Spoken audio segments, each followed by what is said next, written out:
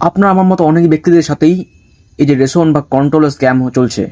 সেখানে আমরা দেখতে পাচ্ছি যে রেশন যে ডিলার বা রেশন যে ডিস্ট্রিবিউটার আমাদের 1 কেজি 2 কেজি মাল কম দিচ্ছে, বা যারা টাকা নিচ্ছে তাদের ব্যাপার বলবো না, তাদের টাকাও কম দিচ্ছে, যে সে ব্যাপারটা আলাদা, সেটা অনৈতিক। কিন্তু এখানে আমরা কি করতে পারি?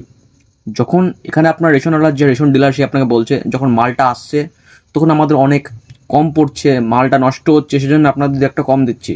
কিন্তু বন্ধুগণ, এসব স্ক্যামে কেউ পড়বেন না। আপনারা প্রথমে food supply main helpline number, সেখানে আপনি কল করুন এবং আপনার কথা জানান। আজকে আপনার কথা মূল্য থাকবে না, যখন এই জিনিসটা 100 জন বলবে বা 100-র বেশি 1000 জন বলবে ফুড সাপ্লাই অফিসে, যখন কমপ্লেন যাবে নিজস্ব দপ্তর থেকে, তখন সেখানে রেশন ডিলার ঠিক হবে। তাহলে আপনার প্রত্যেক মাসে 1-2 কেজি আটার মাল তো বাদ যাবেই।